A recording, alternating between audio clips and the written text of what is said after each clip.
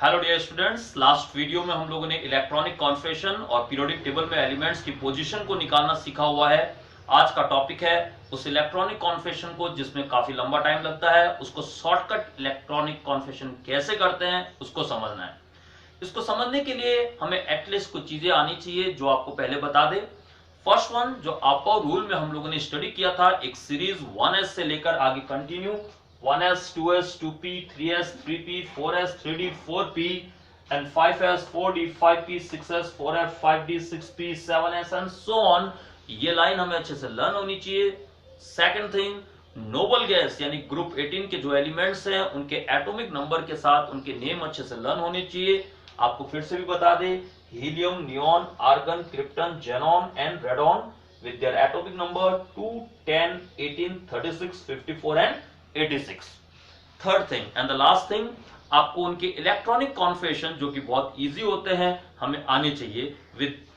तो देखते हैं, देखिए जैसे ग्रुप 18 का जनरल इलेक्ट्रॉनिक कॉन्फिगरेशन होता है NH2 NP6। इनके लास्ट में जब आप इलेक्ट्रॉनिक कॉन्फिगरेशन लिखेंगे तो आपको मिलेगा हीलियम के लास्ट में आया 1s2, बट जितने भी अनदर है वो आप फिंगर टिप्स में काउंट कर सकते हैं। देखिए नियॉन सेकंड नंबर पे आ रहा है तो 2s2 2p6, argon third number पे है तो 3s2 3p6, क्रिप्टन के लिए 4s2 4p6, जेनॉन के लिए 5s2 5p6 और रेडॉन के लास्ट में आता है 6s2 6p6, वो 6th नंबर पे है।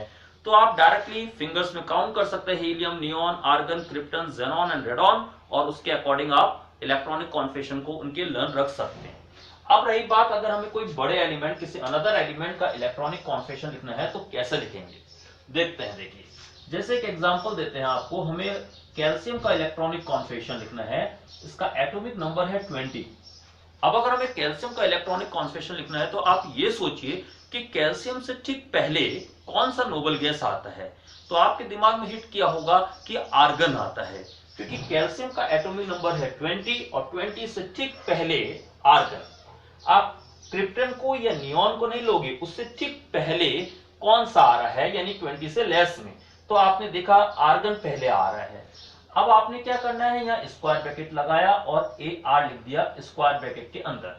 इसका मीनिंग होगा कि आर्गन तक का हमने इलेक्ट्रॉनिक कॉन्फिगरेशन लिख दिया है, means 1s2 2s2 2p6 3s2 3p6 यानी 18 नंबर तक हम लोग लिख चुके हैं।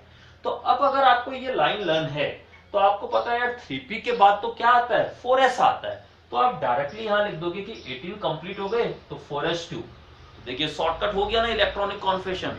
आपने AR लिखा एंड देन 4s2 लिखा, तो आपका जो टाइम है वो सेव हो जाएगा अगर आप इसको प्रैक्टिस में लेते हो। ऐसे कुछ और एग्जांपल्स अभी हम देख रहे हैं। Fe है, Fe का एटॉमिक नंबर आपको पता है 26 होता है, तो सेम वही कॉन्सेप्ट 26 से पहले कौन सा नोबल गैस आता है आपको ये सोचना है। तो 26 18 और 36 के बीच में लाई कर रहा है नंबर, तो आपको 18 वाला लेना है, पहले वाला लेना है, 36 को नहीं लेना है। बस ये ध्यान देना, आगे वाला नहीं, पहले वाला, पीछे वाला।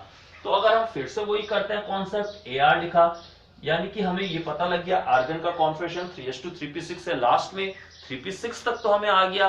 तो 3p के बाद क्या आता है आप ये सोचो, तो आपको मिला 4s2, तो आपने यहां लिखा 4s2, यानी अब आपके हो गए 18 + 2 20, आपके बचे 6 इलेक्ट्रॉन।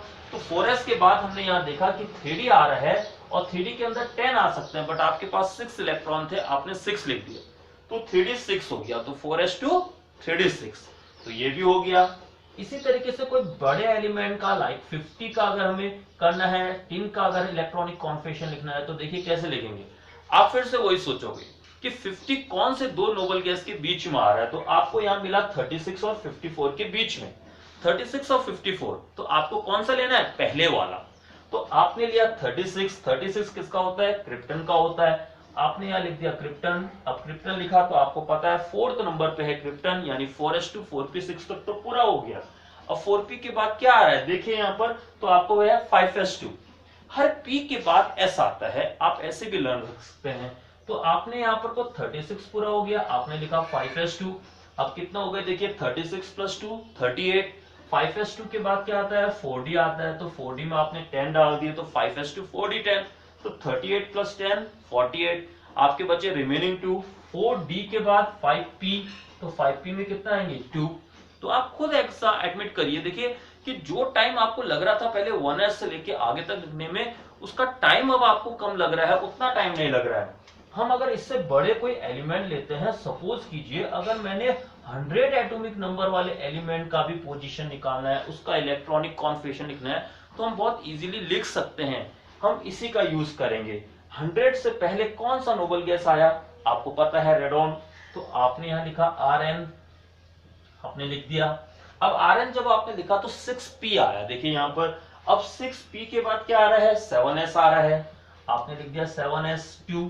अब 86 प्लस 2 कितने हो गए, ऑब्वियसली 88। अब अगर आप 7s के बाद हमसे पूछेंगे कि क्या आता है, तो जैसे यहाँ 6s के बाद 4f आया, वैसे यहाँ पर 5f आता है, फिर 6d आता है, एंड देन 7p आता है, ये सिस्टम चलता है। तो अब 5f, तो 5f में आपको पता है, देखिए यहाँ पर Rn में आपको पता है कितने हो गए हमारे 86, 86 प्लस 2 88। अब 88 और 100 में कितने का गैप है, 12 का गैप है। तो आप यहाँ पर को 5f 12 का कॉन्सेप्ट कर देंगे, तो यहाँ पर आपके इलेक्ट्रॉनिक कॉन्फिगरेशन इजीली हो सकते हैं। अब देखिए आने वाले टाइम में हम कुछ रीजंस भी पढ़ेंगे कि इलेक्ट्रॉनिक कॉन्फिगरेशंस में कुछ एक्सेप्शन केसेस भी चलते हैं। अब यहाँ पर भी कुछ एक्सेप्शन आते हैं, बट पहले आपको ऐसे सीखना है इलेक्ट्रॉनिक कॉन्फिगरेशन, जो सिस्टम आपको बताया गया है उसको। आने वाले नेक्स्ट वीडियोस में जब हम एक्सेप्शन रूल्स पढ़ेंगे इलेक्ट्रॉनिक कॉन्फिगरेशंस के, तो आपको और भी कुछ चीजें बताएंगे। पहले जो पहला स्टेप होता है वो इस तरीके से होता है जैसा आपको सिखाया गया है वीडियो में।